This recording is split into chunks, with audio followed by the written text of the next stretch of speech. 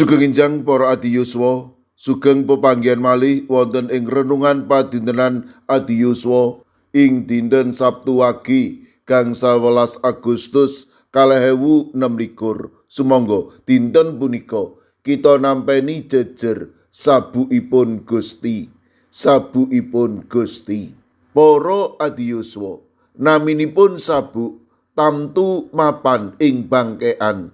Didi ing sirah utawi suku ing paugeman Kristen, sabuk minangka simbol kasetyan lan peladosan.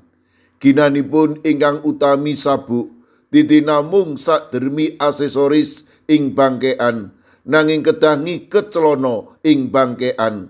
Mekaten ugi gesang kita, keginaan lan nilai gesang kita gumantung kalian sinten kita caket raket lan ngiket. Tanpa ingkang ginakaken kaendahanipun sabuk kados menapa kemawon, namung sadermi kain utawi lulang tanpa nggadhahi fungsi.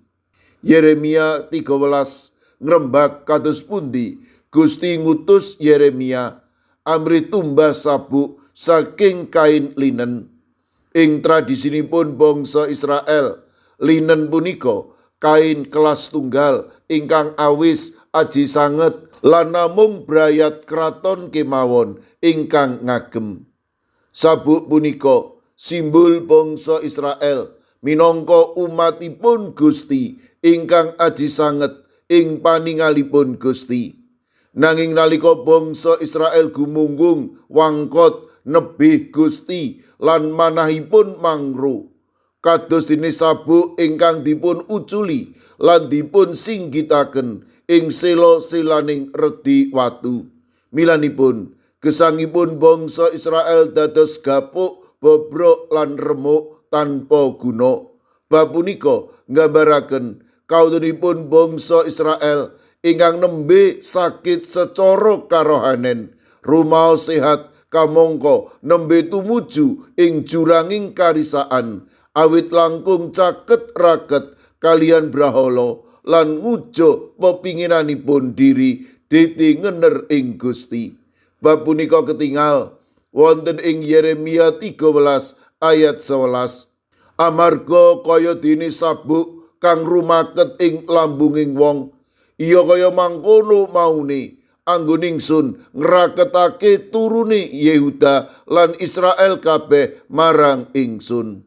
Para adiyuswa, kawontenaning gesang kita meh sami kalian bangsa Israel.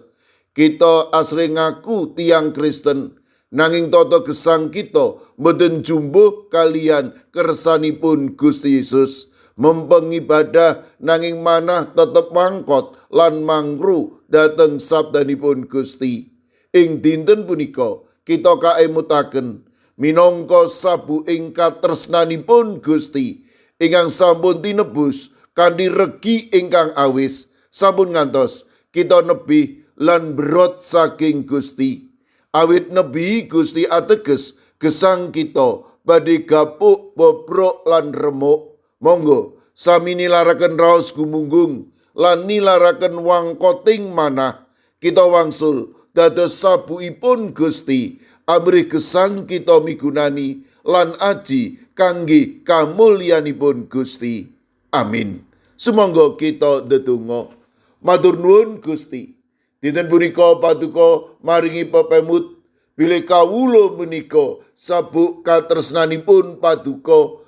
Milanipun monggo paduka agem kawula matemah menapa kemawon ingkang kawula tindakaken dados talanging berkah kangge liyan. Kawula pasrahaken para adiyuswa ing pundiya papan, paduka ingkang tansah ngreksa, paduka ingkang mitulungi senajan to winatesing kawontenan, winatesing raga, ewa semanten para adiyuswa tansah saged dados sabuipun Gusti ing pundiya kawontenan. Kawula pasrahaken anak putu kawula sae ingkang sekolah, ingkang makarya, ingkang gesang wonten ing bebrayatan kawula pitados, menawi paduka ugi tansah ngagem para lare kawula minangka sabuipun paduka ing pundiya kawontenan.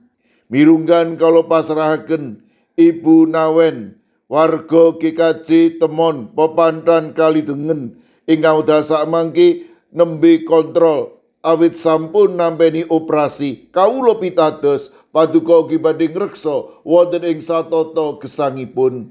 Mekaten ugi kawula pasrahaken sawetawis sedherek kawula ingkang nembe wonten ing pemulihan. Sae punika Ibu Ibnu Prabowo GKJ Telepok, Bapak Pendeta Johan lan Ibu Heni Johan wonten ing GKJ Mertoyudan, Ibu Tiah Kurniani GKJ Magelang lan ugi Ibu Sukarjo ing GKJ Plengkung. Dalasan sedherek kawula astama ing Jakarta, kawula pasrahaken ugi sawetawis sedherek kawula ingkang nembe nandhang sakit lan ing pemulihan. Kawula pasrahaken Ibu Sunarti GKJ Salaman, Ibu Budi Agus Setiawati GKJ Ketandan, Ibu Surati GKJ Sragen.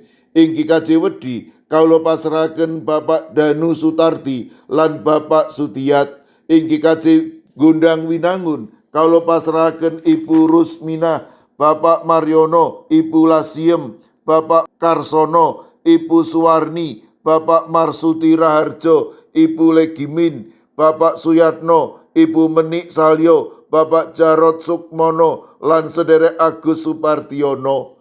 Kawula pasrahaken sawetawis sedherek kawula ing GKJ Magelang, Ibu Bambang HN, Ibu Sri Winanti, Mbak Cilik, Bapak Wiharto, Bapak Mangku, dalasan Ibu Pratiwi. Mekaten ugi ing GKJ Guntur Geni kawula pasrahaken Bapak Yesus Jenal, Bapak Y Rasidal, Ibu Sartini, Bapak Ibu Supriyono, Ibu Joni, Ibu Daniel Suharyanto, Ibu Pratono lan Bapak Stefanus Ngatiyo. Mekaten ugi kawula pasrahaken Bapak Minto Taruno, Bapak Sugiri wonten ing GKJ Pugeran. Ing GKJ Telepok kawula pasrahaken Ibu Wiryo Sumarto, Bapak Yutam, Bapak Karyati. Ing GITJ Trangkil Pati kawula pasrahaken Bapak Ibu Karyo, Bapak Ibu Toyo, Ibu Nani Cahyono. Kawula pasrahaken Ibu Otniel Ngatius ing GKJ Wonosari. Kawula pasrahaken Bapak Wijongko ing GKJ Sedayu. Ing GKJ Pamong Utomo Kalinegoro, Bapak Martiono, Ibu Marsudi, Ibu Sri Widarti. Mekaten ugi Bapak Yohanes Mudati ing GKJ Tuban lan ugi ing GKJ Wonosobo Bapak Yusuf Sunaryo. Kawula pasrahaken sinten kemawon ingkang wedasa mangke nembe nandhang sakit wonten ing pemulihan. Kawula pitados paduka badhe ngreksa lan paring kekiyatan matemas sedherek kawula menika enggal nampi wetahing kesarasan. Kawula pasrahaken sedaya pasambat pandonga kawula wonten ing asma paduka Gusti kawula Yesus Kristus juru wilujeng kawula. Amin.